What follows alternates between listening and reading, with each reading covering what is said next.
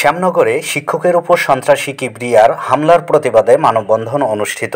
তথ্যভিডিওচিত্রে সাতক্ষীরা থেকে আমাদের প্রতিনিধি এসকে সিরাজ।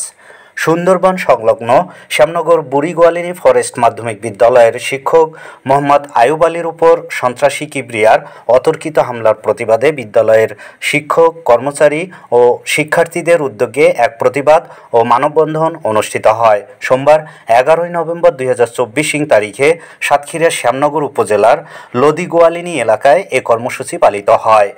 বিদ্যালয়ের সহকারী শিক্ষক আমানুল্লাহ বুলবুল বিদ্যালয়ের পরিবেশ বিনষ্ট করার উদ্দেশ্যে এই হামলা চালানো হয়েছে বলে জানান।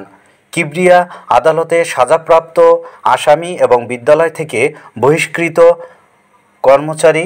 তার এই সন্ত্রাসী কর্মকাণ্ডের ফলে বিদ্যালয়ের সকল শিক্ষক, কর্মচারী এবং শিক্ষার্থীরা নিরাপত্তাহীনতায় ভুগছে। মানববন্ধনে বিদ্যালয়ের সহকারী শিক্ষক বশির আহমেদ রিপোর্টার বাংলা টিভিকে বলেন, বিদ্যালয়ের শিক্ষার পরিবেশ ধরে রাখতে এই সন্ত্রাসী কার্যক্রম বন্ধ করা জরুরি। আমরা এই ঘটনার সুষ্ঠু বিচার চাই, যেন এমন ঘটনার পুনরাবৃত্তি না ঘটে।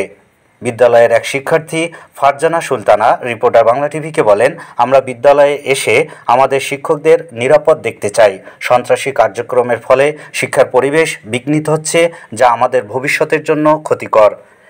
এক অভিভাবক লাবলু গাজী রিপোর্টার বাংলা টিভিকে বলেন, আমাদের সন্তানরা যে বিদ্যালয়ে শিক্ষা গ্রহণ করেছে সেই বিদ্যালয়ের শিক্ষকদের উপর হামলা কোনোভাবেই গ্রহণযোগ্য নয়। আমরা এই ঘটনার সুষ্ঠু বিচার চাই।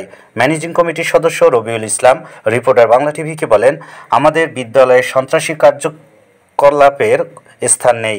প্রশাসনের কাছে আমাদের আবেদন যেন সন্ত্রাসী কিবরিয়ার বিরুদ্ধে কঠোর ব্যবস্থা নেওয়া হয়। বিদ্যালয়ের শিক্ষক, কর্মচারী এবং শিক্ষার্থীরা এই ঘটনার তীব্র নিন্দা জানিয়ে বিচার দাবি করেন।